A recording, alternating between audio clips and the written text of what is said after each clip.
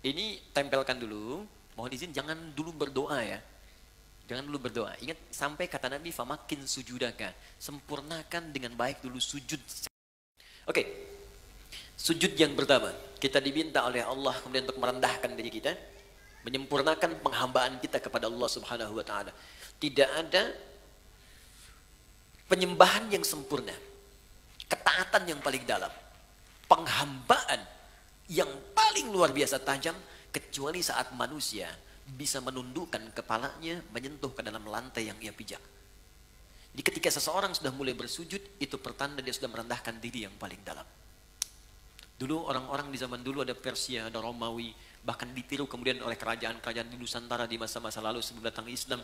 Untuk kemudian menghormati rajanya, dia ada yang bersujud. Ada yang ruku seperti ini sudah kita bahas. Ada yang sujud kemudian dia menempelkan bahkan kepala di lantainya untuk menandakan kepatuhan kepada rajanya. Apa yang didapatkan dari raja-raja dunia ini? Maaf, tidak seluruhnya diberikan. Tidak semua kebutuhan diberikan. Belum tentu dia sehat diberikan obat. Belum tentu keperluannya diberikan. Belum tentu dia gelisah ditenangkan. Tapi kemudian Allah berfirman, datang kepadaku, sujud kepadaku. Ketika engkau sujud, aku berikan apapun yang kau butuhkan dalam kehidupan. Bahkan turun Quran surah ke-48 ayat 29 yang pernah kita bacakan di pertemuan lalu. Muhammadur Rasulullah walladzina ma'ahu asyidda'u 'alal kuffar ruhama'u bainahum tarahum ruk'an sujada yabtaguna fadlan minallahi wa ridwana. Umat Muhammad SAW itu tegas pada segala hal yang menyimpang, tapi juga penyayang terhadap sesamanya. Anda akan lihat mereka sering ruku dan sujud. Saat posisi sujud itulah dia kemudian bermohon kepada Allah semua kemuliaan yang mampu dia dapatkan. Itu tantangan. Jadi begitu Anda merendahkan di hadapan Allah, maka Allah berikan apa yang kamu butuhkan, aku akan berikan. Maka keluarlah hadis Nabi SAW. Perhatikan baik-baik kalimat Nabi-Nya yang disampaikan dari Ibnu Abbas. An Ibnu Abbas radhiyallahu taala anhuma. Hadis riwayat Ibnu Abbas, semoga Allah meridai kepada beliau dan kepada kedua orang tuanya. An Nabi sallallahu alaihi wasallam, beliau menerima riwayat ini dari Nabi sallallahu alaihi wasallam. Perhatikan kalimatnya, aktsirud du'a. Jika Anda dalam posisi sujud, maka perbanyak permintaan. Doa. Minta, minta, minta, minta, minta. Ada seorang datang kepada Nabi, ya Rasulullah, tolong doakan saya masuk surga. Tolong doakan saya masuk surga. Apa jawab Nabi? Fa'inuni bikasratis sujud. Maka bantu saya dalam doa itu dengan engkau beramal memperbanyak sujud. Bahkan untuk surga pun sujud. Untuk dunia mau minta, silakan. Karena itulah di kesimpulan terakhir, orang yang sujudnya benar, ketika dia sujud menghambakan dirinya, dia katakan subhana rabbiyal a'la. Maha suci Allah yang paling tinggi di antara semua yang pernah dapati dalam kehidupan. Wa bihamdi, aku memujinya. Subhanakallahumma bihamdika Allahumma ighfirli. Aku minta ampun ya Allah kalau selama ini aku salah dalam penghormatan, salah dalam penghambaan. Ampuni saya ya Allah. Maka bangkit dia, didudukkan oleh Allah. Kata Allah, silakan mau minta apa, aku berikan apapun yang kamu butuhkan. Maka Nabi ajarkanlah duduk di antara dua sujud untuk meminta kepada Allah beberapa permintaan yang kita butuhkan. Rabbighfirli warhamni wajburni warfa'ni warzuqni. Dari sekian yang kita bahas di pertemuan yang lalu, ada 7 sampai 8 permintaan. Silahkan minta. Makanya minta dengan hati, jangan cuma di lisan. Ketika Anda mengatakan Rabbighfirli, ingat punya dosa apa. Awas, jangan hambar. Kalau cuma hambar, cuma di lisan. Kalau cuma minta di lisan, itu sudah banyak yang mengerjakan. Ada orang Arab Baduy dulu begitu. Dan dikoreksi oleh Al-Quran. Buka Quran surah ke-49, ayat ke-14. Oke, Quran surah ke-49, Al-Hujurat. Ya. Ayat ke-14. Ya. Jadi ada orang yang sering berucap di lisannya, tapi tidak diikuti dengan hatinya. Jadi nggak ada kekhusyuan, nggak ada kenikmatan dalam jiwanya, nggak meresap permintaannya. Qalatil a'rabu amanna. Ada orang Arab Baduy berkata kami beriman. Qul lam tu'minu. Kata Allah, katakan Muhammad SAW, kamu belum serius imannya. Walakin qulu aslamna. Tapi katakan kami baru berislam. Karena orang yang baru berislam itu baru mengucapkan syahadat di lisannya. Bukankah orang berislam baca syahadat? Syahadat itu kan kalimat iman kan? Baru di lisan. Tapi belum masuk ke dalam jiwa.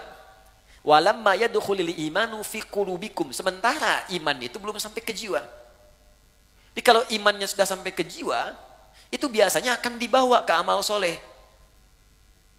Ini teman-teman, ini lisan mengucapkan kalimat iman. Perhatikan alurnya. Iman masuk ke dalam hati, ke jiwa kita. Lalu iman ini akan membimbing kita untuk beramal soleh. Karena itu setiap Anda menemukan kalimat iman dalam Al-Quran, pasti setelahnya amal soleh. Mau kalimatnya umum amal soleh, atau spesifik khusus amalan-amalannya. Quran surah 103. Wal asr, innal insana lafi, illa alladhina iman wa amilus solehat. Detilnya apa? Contoh detil. Ada yang sifatnya ibadah. Al-Baqarah ayat ketiga sampai ayat yang kelima itu. Baik, saya baca dari ayat kedua. Dzalikal kitabu la raiba fihi hudal lil muttaqin. Ayat tiganya, alladzina iman. Setelah itu, wa yuqimunas shalah, dibawa dalam salat. Makanya orang-orang yang salat dengan imannya, maka bukan sekedar dia mengucapkan kalimat di lisannya, hatinya mengikuti. Karena iman ini sampai ke hati tadi. Jadi begitu lisan mengucapkan, hati kita meresapi. Itu yang cenderung membawa kekhusyuan. Jadi kalau hatinya nggak ikut, susah khusyunya. Misal, bagaimana untuk menghadirkan kekhusyuan itu? Kita paham yang kita bacakan. Lalu kita sertakan penyertaan di jiwa. Misal, kita baca tadi, Rabbighfirli, ya Allah ampuni aku. Logika sederhana mengatakan, orang yang minta ampun itu artinya punya salah kan? Gak mungkin orang minta ampun kalau gak punya salah. Oke, saya mau tanya pada Anda, siapa yang tidak punya kesalahan? Boleh angkat tangan. Saya pulang. Oke, yang salahnya sedikit. Yang banyak. Oh, saking banyaknya kita susah ngangkat kan? Berarti ngaku kan? Kalau mau dirunut lagi, maaf. Berapa banyak kesalahan yang pernah kita lakukan pada orang tua? Tolong adil dan jujur pada diri kita. Berapa kali kalimat di lisan kita menyakiti ibunda yang pernah mengalirkan air mata? Berapa kali ayah pernah kecewa dengan kata-kata kita? Dari masuk ke rumah tangga, berapa kali lisan Anda menyakiti istri? Berapa kali istri kalimat dan gerak-geriknya menyakiti suami? Dan Anda masih mengharapkan surga. Terus Anda mengharap ridha Allah, sementara Anda sendiri buruk kepada orang tua. Kata Nabi, ridha Allah itu tergantung pada ridha orang tua. Ridha Allahi fi ridhal walid. Nah sekarang, ketika Anda mengucapkan kalimat Rabbighfirli, ya Allah ampuni aku, maka bagaimana rasapan jiwa yang kita hadirkan? Diajarkan oleh para ulama, hadirkan perasaan salah itu. Minta ya Allah, saya salah kepadamu ya Allah. Kau panggil sholat, saya lambat-lambatin. Kau minta zakat, saya belum kerjakan. Ya Allah, saya salah ya Allah pada ibu saya. Bahkan saat akan sholat saya menyakitinya. Ya Allah, saya salah pada ayah saya. Mungkin karena ini pekerjaan saya menjadi sering terhambat. Ya Allah, saya salah pada anak saya ya Allah. Mungkin karena perilaku saya dia sering tawuran. Mungkin karena saya dia kena narkoba. Mungkin karena saya ya Allah dia jauh dari kekuatan. Minta. Ini hadirkan. Ini kalau cuma di lisan, di jiwanya nggak ada, susah kehusuannya muncul. Warhamni ya Allah, sayangi saya. Makanya kalau orang disayang oleh Allah, selesai sholat dia menjadi penyayang. Karena dijaga oleh Allah. Nggak ada, lisan nggak ada kasar, tangan nggak ada kasar, terjaga. Ini poinnya. Sampai minta rizki, sampai minta macam-macam. Begitu minta rizki, warzukni, hadirkan dalam jiwa. Ya Allah lancarkan pekerjaan saya. Mudah-mudahan dengan pekerjaan ini saya bisa berzakat. Saya pengen haji ya Allah. Saya pengen umrah ya Allah. Saya pengen berinfak. Saya pengen membahagiakan keluarga saya. Saya pengen bantu kawan saya. Hadirkan di hati. Berapa banyak Anda sholat, tapi belum menghadirkan semua makna ini. Orang hanya berhenti di bacaan dan gerakan saja. Baca, gerak, dan selesai. Khusyuknya sulit untuk didapatkan. Karena jiwanya tidak ikut. Nah maka, ketika Allah sudah berikan kepada kita, Rabbighfirli diampuni, oleh Allah ampuni. Jadi orang yang diampuni, sekali lagi, saya ambil satu contoh saja, dari 7 sampai 8 bacaan, saya ambil satu contoh. Rabbighfirli, ya Allah ampuni saya. Kemudian Allah ampuni. Saat diampuni itu, ciri pertamanya, orang yang diampuni oleh Allah dari perbuatan dosa, maka dia akan dijaga oleh Allah untuk tidak berbuat dosa lagi di kemudian hari. Bisa, maaf sekali, ada orang yang matanya mudah melihat hal-hal yang salah. Gambar yang tidak dibenarkan, video-video yang tidak tepat misalnya. Maka dia bertobat, ya Allah ampuni saya. Ketika diampuni, maka matanya akan dijaga oleh Allah untuk memandang maksiat. Dijaga. Ada yang tidak senang, begitu kemudian melihat, dia palingkan. Dia istighfar. Bahkan kemudian, mohon maaf, begitu mendengar ada berita tentang gambar yang tidak enak pun dia nggak mau lihat. Saya nggak mau ah. Itu tandanya dosa di mata itu sudah dihilangkan.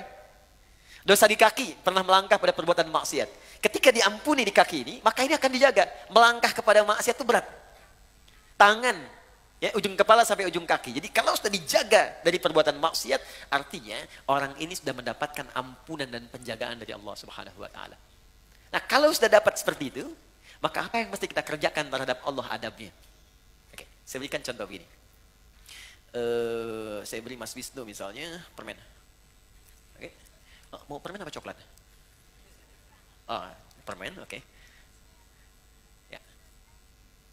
Saya beri. Antum ucapkan apa? Sama-sama. Oke. Saya beri Mas Dimas permen. Afwan. Ini bahasa Indonesia, dia udah lupa dia pakai bahasa Arab kan. Afwan. Baik, lihat sini. Saya ucapkan, saya berikan, terima kasih kan? Terima kasih, terima kasih. Dia terima, dia kasih. Saya berikan permen, dia ucapkan terima kasih.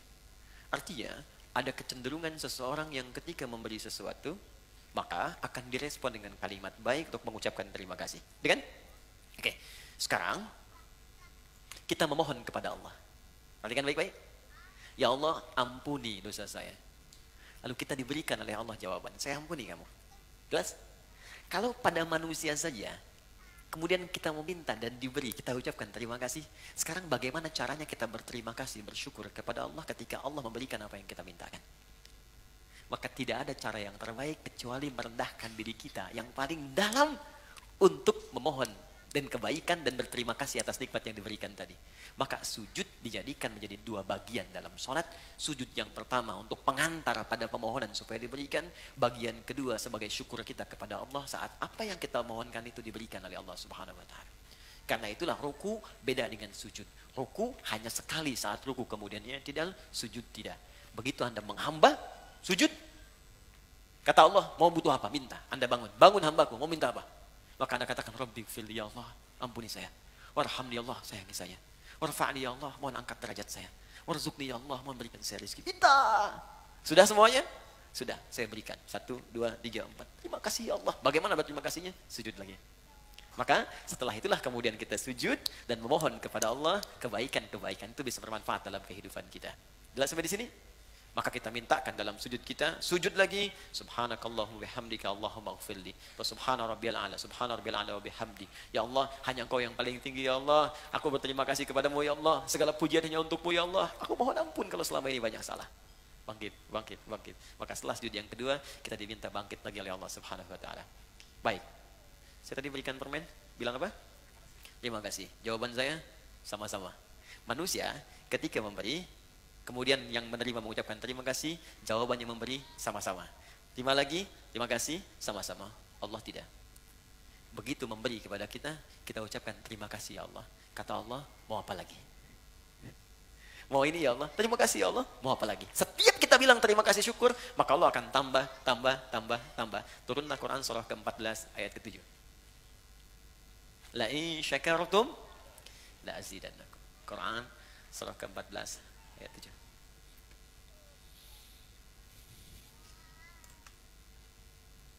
Wa idz adzana rabbukum, ketika Tuhanmu berjanji. Fokus. Membuat sebuah komitmen. Menyampaikan kepadamu, la in syakartum, jika engkau mensyukuri nikmat-nikmatku, jika engkau bersyukur kepadaku, la azidannakum, aku akan terus tambahkan nikmatku kepadamu. Allahu Akbar. Fokus ya, saya belum selesai nih. Jadi kita sudah sujud, terus duduk di antara dua sujud, minta kan? Kita belajar ilmu hikmah nih.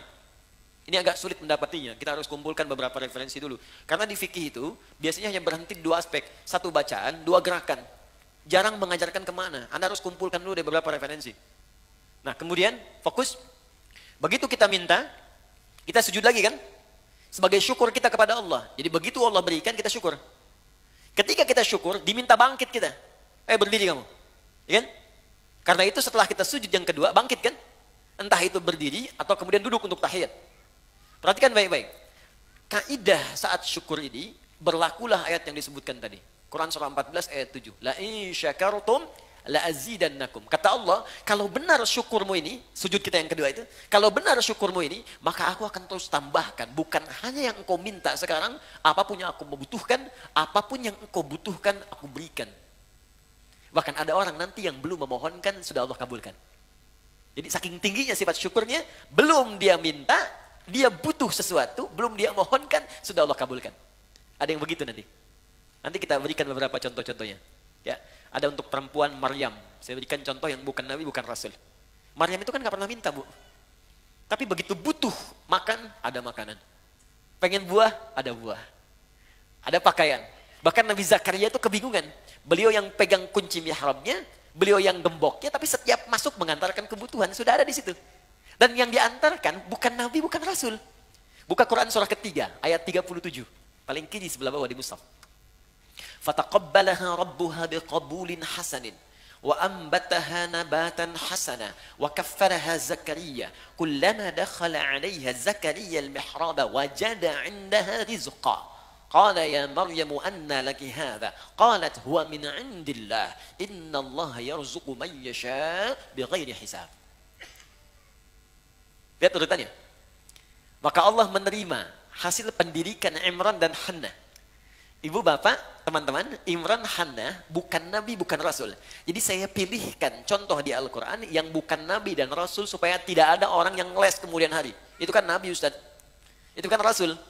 Maka Allah turunkan surah, nih saya turunkan yang bukan nabi dan bukan rasul supaya kamu tidak punya kesempatan untuk ngeles lagi. Ya, Imran, Hannah punya anak diberi nama Maryam, dididik dengan baik. Dicarikan guru yang pintar dan soleh. Ditempatkan di tempat yang terbaik. Dirawat secara baik, cari yang halal untuk makanannya, minuman yang halal, perlengkapannya halal. Tapi yang paling menarik, ketika orang tua berdoa baik untuk anak-anaknya, punya cita-cita mulia, dicarikan guru yang baik dan soleh, pintar, ditempatkan di tempat yang baik. Kalau konteks sekarang, kasih nama yang baik, doakan dengan baik, cari sekolah yang baik, cari guru-guru yang soleh dan pintar. Ketika Anda kerjakan semua ini, kata Allah, fataqabbalaha rabbuha, ikhtiar orang tua diterima oleh Allah. Saya mau tanya, dari apa yang teman-teman kerjakan untuk anak-anak Anda, apakah Allah sudah terima atau belum? Selama ini, ya. Coba lihat, sekolah yang Anda pilihkan, Allah ridho nggak? Makanan yang Anda berikan kepada anak, Allah ridho nggak? Pakaian yang Anda belikan untuk anak-anak, Allah ridho nggak? Dan itu teman-teman akan berdampak ridhonya Allah kepada pendidikan anak. Ridhonya Allah kepada perawatan anak, itu bisa berdampak pada sikap anak terhadap orang tua. Makanya ketika Allah ridho kepada Ismail, ketika Ibrahim mendidiknya, Ismail membalas kepada ayahnya. Bagaimana balasannya? Ketika ayahnya bekerja, beliau pengen bantu. Ayah mau meninggikan Ka'bah, bawa batu. Itu Ismail masih usia 45 tahun. Pengen bantu, Bu. Pekerjaan berat. Jadi punya rasa. Jadi ketika orang tua memberikan yang terbaik kepada anaknya dan diikuti petunjuk Allah, maka Allah akan tanamkan rasa sayang yang dalam pada anaknya, bahkan ia rela mengorbankan tenaga dan jiwanya untuk pekerjaan dan meringankan bapak ibunya. Jadi begitu akan meninggikan bangunan Ka'bah, Quran surah kedua ayat 127, Ismail datang.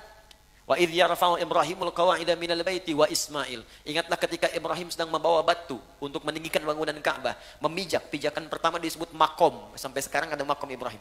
Tiba-tiba di sudut yang lain datang Ismail membawa batu. Usia masih 45 tahun, belum dewasa. Dia mengatakan pada bapaknya, kalau bahasa kita, Pak, boleh nggak saya bantu? Anak kecil. Sekarang ketika Anda bekerja, adakah anak kemudian berkata, Papa, saya aja yang bersihin mobilnya. Mama, saya aja yang bikinin tehnya. Atau jangan-jangan anak yang pakai mobil Anda yang cuci. Dan kita tidak bisa menyalahkan, kata Quran, jangan salahkan anak dulu. Kembalikan pada diri kita. Apa yang sudah Anda berikan pada anak-anak sehingga mereka tidak peka pada orang tuanya. Anak itu bersih, dia kosong, ingin diisi apa? Isi Mentos, ada Mentos. Saya sering masukkan tangan ke kiri, bukan karena ingin masukkan ya Pak Ibu, bukan. Karena saya nyimpan coklat di sini. Saya suka berpikir ada anak kecil, pokoknya saya masukkan coklat. Saya simpan di sini ya. Baik. Jadi, bahkan ketika mimpi pun, Quran surah 37, ayat 102 sampai 107. Bapaknya cuma mimpi. Inni ara fil manami anni azbahuka fanzur madza tara. Duhai anakku, papa bermimpi menyembelih engkau. Dalam mimpi, menyembelih. Maka bagaimana pendapatmu? Sudah mulai dewasa. Ini menunjukkan kata Al-Quran, kalau anak sudah mulai dewasa, maka kurangi sayang-sayang, kurangi perintah, jadikan dia teman. Dia ada 3 tahapan di Quran. Kalau masih kecil, perbanyak sayang. Sayang, sayang, sayang, sayang, sayang. Sudah mulai agak besar, SD ke SMP, kurangi sayang, masukkan perintah. Itu manhaj Quran, nanti ayatnya banyak. Sayangnya kurangi, perintah masuk. Sebab kalau sayang terus datang, nanti manja. Begitu diperintahkan, manjanya muncul. Dikurangi manjanya, masukkan perintah. Kalau sudah semakin dewasa lagi, SMP mungkin kelas 3, SMA kelas 1 naik, maka jadikan dia teman. Perintah kurangi, manja kurangi, sayang tetap dia adakan, cuman jadikan teman. Ajak sebagai teman diskusi. Kalau diperintahkan, dia bisa balikin, sebab nalarnya sudah mulai matang. Nah, ayo sholat, bapak aja belum siap-siap. Dan mulai muncul.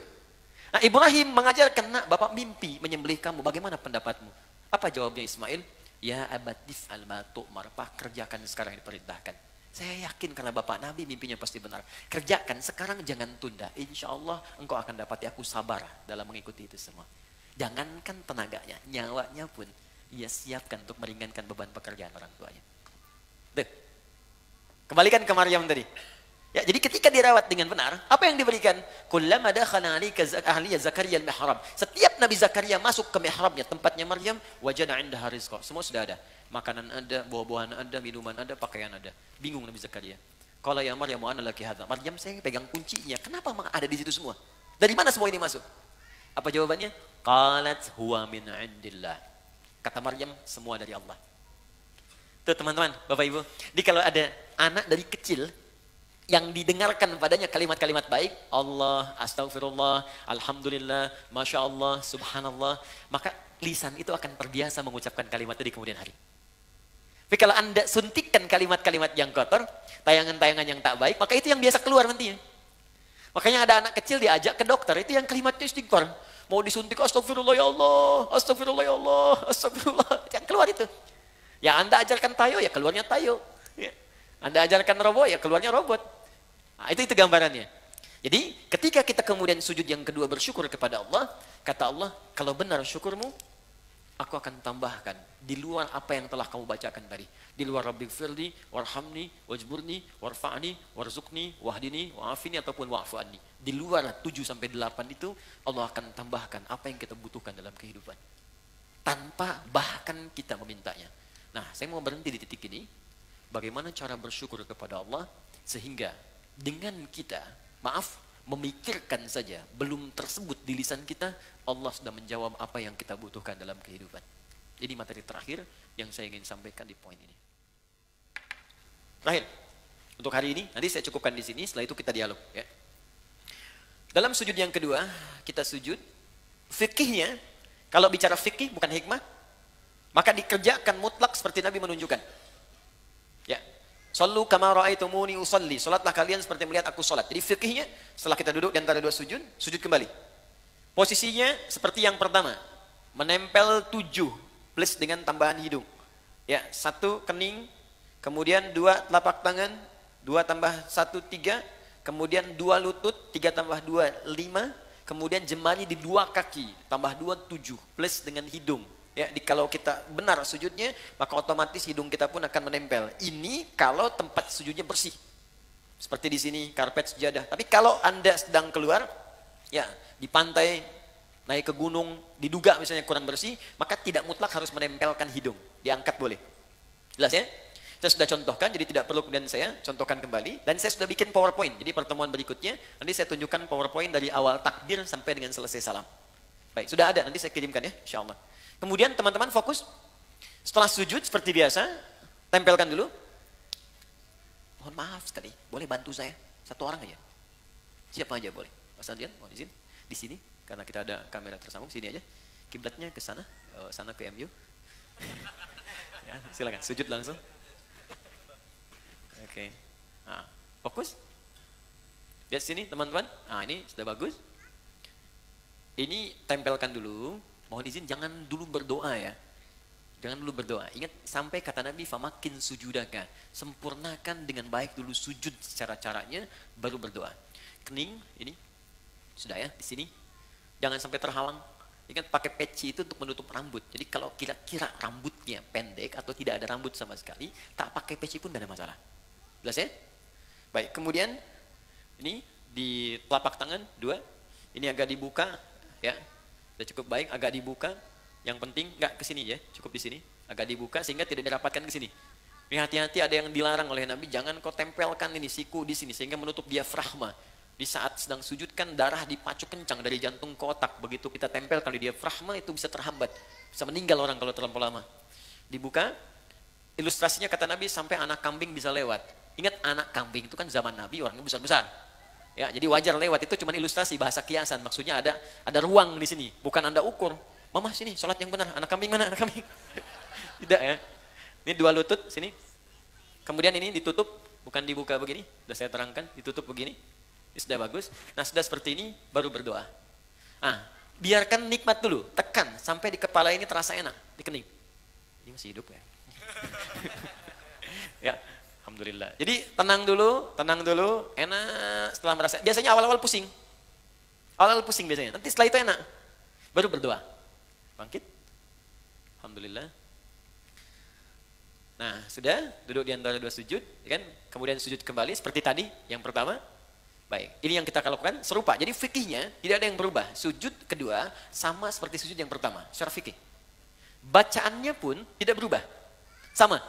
Ya, subhana rabbiyal a'la atau subhana rabbiyal a'la wa bihamdi atau subhanakallahumma bihamdika Allahumma ighfirli. Silahkan dipilih.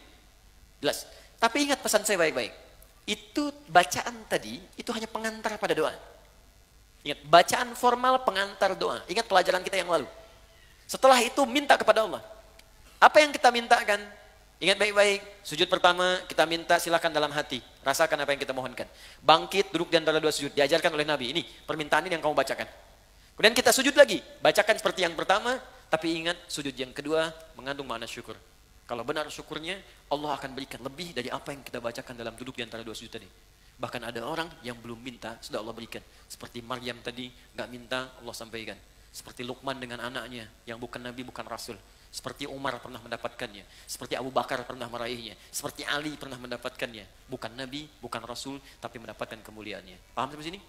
Nah sekarang, ketika sudah sujud, kemudian bangkit, baik tahiyat ataupun bangun kembali, ada satu PR yang harus kita praktekkan dulu. Kata Allah, kamu syukur, saya tambahkan. Bagaimana cara bersyukur dan apa itu syukur? Kita bahas ini kurang lebih 1-5 menit. Setelah itu kita cukupkan, kita buka untuk diskusi. Sepakat? Oke, silakan Mas. Jazakallah khair. Syukur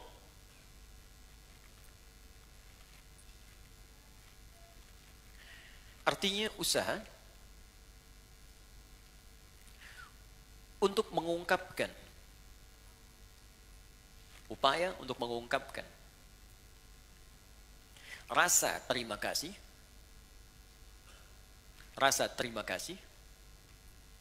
dan kebahagiaan.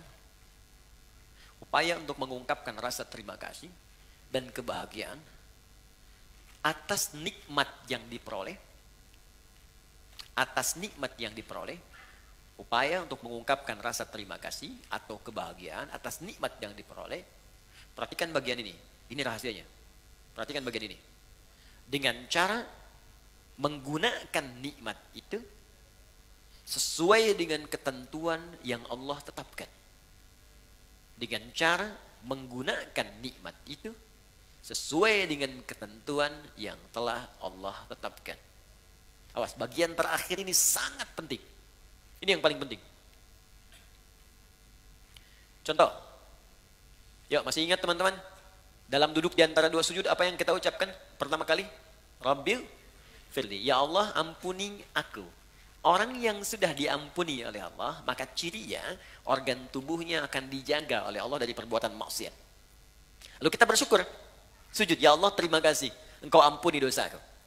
Maka ketika Anda bangkit lagi, utamanya selesai salat kita, maka buktikan nikmat yang telah Allah berikan kepada kita itu dengan berusaha menjaga tubuh kita untuk digunakan pada hal yang telah Allah tetapkan. Contoh, kata Allah, mata itu hanya boleh melihat yang ini, yang baik-baik. Yang tak baik, palingkan. Turun Quran surah ke-24, ayat 30 untuk laki-laki, 31 untuk perempuan. Qul lil mu'minina yaghuddu min absarihim. Katakan pada pria-pria yang punya iman. Masih ingat tadi di awal? Iman bersanding dengan solat. Alladzina yu'minuna bil ghaib wa yuqimunas shalah. Iman bersanding dengan solat. Katakan pada pria-pria yang punya iman. Katakan pada pria-pria yang telah solat. Ayat 31-nya waqulil mu'minat. Katakan pada perempuan-perempuan yang punya iman. Katakan pada perempuan-perempuan yang telah salat.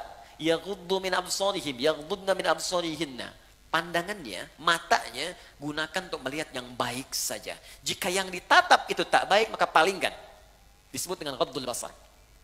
Maka, jika Anda ingin mensyukuri nikmat ampunan Allah, maka gunakanlah kemudian tubuh kita untuk digunakan pada semua ketentuan yang telah Allah tetapkan. Mata, apa ketentuan mata? Telinga, apa ketentuan telinga? Lisan, apa ketentuan lisan? Sampai ke ujung kaki. Jelas? Ketika Anda ingin mendapatkan ampunan Allah, kata Allah, saya ampuni. Baik, buktikan, jaga ampunan itu. Bukan Allah sudah bersihkan, Anda pakai maksiat lagi. Habis sholat, bicarain orang lagi. Yang dibicarakan kadang-kadang imamnya juga. Sialan tuh imam. Harusnya makmum dia bener. Baca kepanjangan. Maghrib baca Yasin. Bisa. Baru salam gitu kan. Tuh.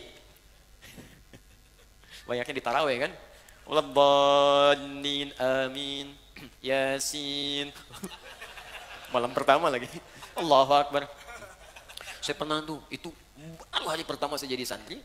Begitu masuk pesantren di Garut, imamnya pas angkatan terakhir di kelas paling akhir, kelas 6. Dia baca madnya paling tinggi, paling panjang yang 6 harokat. Bismillahirrahmanirrahim. 6 harokat. Ya, kalau sekarang bingung, jadikan detik. Kalau kami mengajarkan pakai detik, 1 detik itu 2 harokat, 2 detik 4 harokat, 3 detik 6 harokat. Di detik itu lebih mudah. Tak, tak, tak. Lihat. Alhamdulillahi Rabbil Alamin Ar-Rahmanir Rahim Maliki Yaumiddin. 6 harakat panjang sampai waladhdallin. Jadi ketika dia baca 6 harakat itu kan lewat dari 3 menit. Al-Fatihah aja. Udah begitu selesai waladhdallin amin Yasin. Saya hari pertama masuk pesantren, malam pertama tarawih pakai Yasin. Di hati itu begini aja. Tapi Allah Maha Adil. Allahu Akbar. Jadi begitu selesai Yasin, Allahu Akbar. Itu tuh. Tapi tidak harus ditiru deh yang begitu ya. Ya. Oke, lihat balik sini. Teman-teman fokus. Jadi begitu caranya. Ya, telinga jaga. Lisan jaga. Jadi jangan sampai saat sholat diampuni, habis sholat maksiat lagi. Ini menunjukkan ada yang salah dalam sholatnya. Tuh, sampai nangis anak-anak tuh. Nah, banyak yang begitu. Ya sayang, gak apa-apa. Mau coklat? Oke. Ada berapa? 1 orang? Tolong ke belakang. Rizki. Saya tutup. Kalau ini standar ya. Ini yang sering orang keliru. Rizki bisa materi, uang, benda, pakaian, kendaraan, makanan, rumah, dan sebagainya. Oke, kita praktek dulu, fokus, praktek dulu. Kita minta warzuqni, ya Allah berikan aku rizki. Allah jawab. Dan kadang banyak orang tidak sadar, mungkin kesuksesan yang Anda dapatkan sekarang, itu atas doa Anda saat sholat. Anda pengen punya kedudukan, kata Allah saya berikan. Anda pengen punya harta, saya berikan. Anda ingin popularitas, sukses karir, saya berikan kata Allah. Tapi berapa banyak yang Allah berikan atas doa yang dimintakan dan dikabulkan itu kemudian yang disyukuri. Anda sujud, bangun, kata Allah syukuri. Sekarang pertanyaannya, ada orang yang bisa mensyukuri rezeki sampai-sampai Allah ditambah terus, tambah. Saking banyaknya tambahan sampai dia merasa dunia kecil. Dan yang paling dahsyat, ada orang yang nggak megang tapi ketika butuh ada. Itu yang kaya. Di saking banyaknya nggak kehitung. Mau makan, ada makanan. Pengen beli buah, ada yang beliin buah. Ada makan, ngajak teman malah dibayarin. Ya, jadi apa yang dia kerjakan tuh Allah cukupkan, cukup. Tapi dia nggak punya beban. Ya, nggak capek, kendaraan nggak ngurus-ngurus, mau berangkat ada yang jemput. Kadang-kadang dia telunjuk tangan begini, taksi berhenti. Wah, pokoknya luar biasa lah. Betul, pas bayar dibayarin. Nah, bagaimana cara mendapatkan rumus-rumus dimudahkan oleh Allah? Kata Allah syukuri. Nah, kembali ke konteks tadi di awal, syukur itu menggunakan nikmat yang Allah berikan sesuai ketentuan yang Allah tetapkan. Contoh, maaf, saya tidak bermaksud untuk menyampaikan hal-hal yang kurang berkenaan, tapi ini untuk introspeksi kita. Allah katakan, cari pakaian untuk menutupi aurat. Anda minta, ya Allah warzuqni, berikan saya rezeki. Kata Allah, ini saya kasih. Oke, dari pemberian itu Anda berikan pakaian. Kata Allah, bentuk syukur dari pakaian itu engkau gunakan untuk menutupi aurat. 1. Berapa banyak kemudian dari hamba yang Allah berikan rezeki itu justru membeli pakaian yang membuka auratnya. Orang tuanya tertutup tapi anaknya terbuka.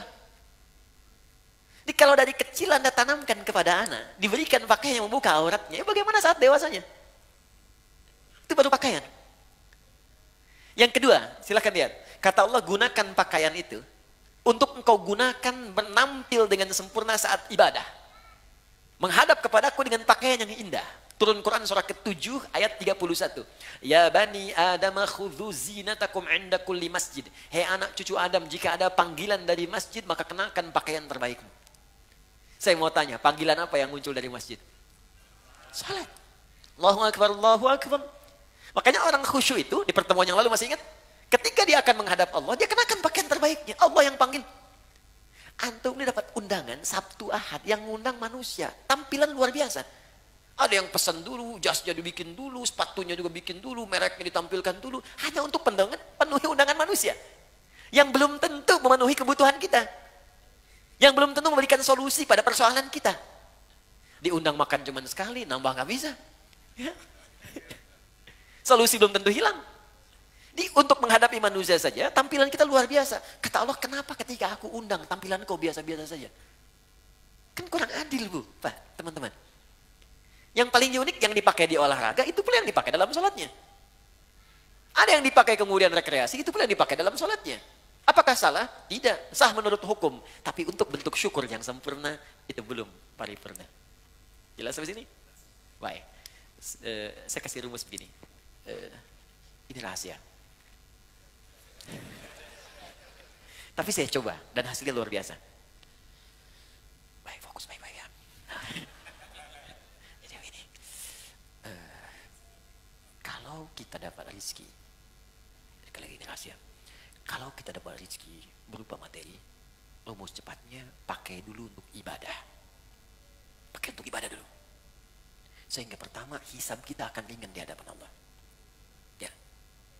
Saya biasanya kadang Allah titipkan, kasih pakaian lewat si fulan yang kirim kain, kirim pakaian. Tak pernah saya terima pertama kali, kecuali saya coba pakai ibadah dulu.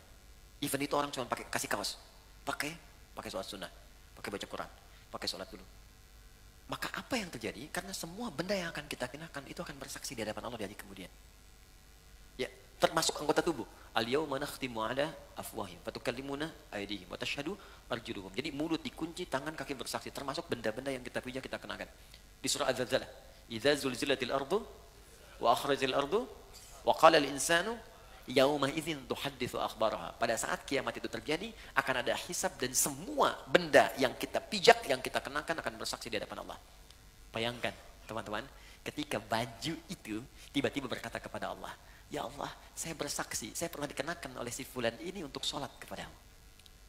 Ya Allah, saya bersaksi dikenakan oleh si fulan ini, ya Allah, bangun tahajud mengenakan aku. Allahu Akbar. Ya fulan, ketika aku berikan kepadamu nikmat berupa pakaian, apa yang kamu kerjakan? Ya Allah, saya bersaksi, pertama kali saya gunakan untuk memenuhi panggilanmu ke masjid. Maka sepatu itu berkata, benar ya Allah, Anda gunakan. Buka pintu, rumah Anda, masuk ke ruangan kamar Anda, buka kemudian lemari pakaian Anda, coba lihat setiap helai pakaian Anda, berapa banyak yang sudah digunakan untuk ibadah. Jangan-jangan ada di antara pakaian itu yang hanya dipakai untuk digunakan maksiat saja selama hidup. Maka saran saya, cepat tutupi dengan ibadah sebelum dia bersaksi di hadapan Allah dan memberatkan timbangan Anda pada keburukan. Anda sudah minta motor, sepeda aja belum bisa membawa Anda ke masjid. Ya Allah, aku pengen motor. Kamu ini gimana? Minta motor, beban kamu akan berat. Sepeda aja belum mampu mengantarkan kau ke masjid. Itu si fulan, sepeda dia nggak punya, motor nggak pernah mimpi, mobil nggak pernah berharap. Kakinya bisa dipakai mengantarkan dia ke masjid. Jarak dia ke masjid 2 kilo. Kamu cuma 20 meter ke masjid. Sepeda sudah saya berikan, motor sudah saya limpahkan, mobil saya anugerahkan, mereknya bermacam-macam, belum mengantarkan kau juga. Maka nikmat apalagi yang harus aku berikan kepadamu supaya engkau mau berangkat ke masjid itu? Jadi kalau ada teman-teman mengatakan warzukni, ini hati-hati ya. Anda meminta dalam sholat warzukni, ya Allah berikan aku rizki, dan sudah Allah limpahkan, tapi rizki itu belum mampu mendekatkan Anda kepada Allah, maka mesti berhati-hati. Jangan-jangan ada istidraj di dalamnya. Istidraj. Limpahan yang terasa nikmat, tapi di balik itu ada kumpulan azab yang sedang menunggu. Maka segera bertobat, coba dicek. Punya sepeda, pernah dipakai untuk mengantar ke masjid belum? Pernah dipakai ibadah belum? Punya motor, pernah dipakai ibadah belum? Punya mobil, pernah dipakai ibadah belum? Pakaian berapa banyak pernah digunakan ibadah? Tulisan pena, handphone, berapa banyak dipakai maksiat? Bandingkan dengan taatnya. Nah, semakin banyak ditata oleh kita untuk kepada hal-hal yang baik, syukur, maka semakin Allah akan tambahkan kepada kita nikmatnya. Itu gambarannya. Kalau ada yang macet di pertengahan, bukan karena dihambat, mungkin nikmat yang sudah ada belum dimaksimalkan untuk berbuat taat kepada Allah Subhanahu wa taala. Jelas sampai di sini?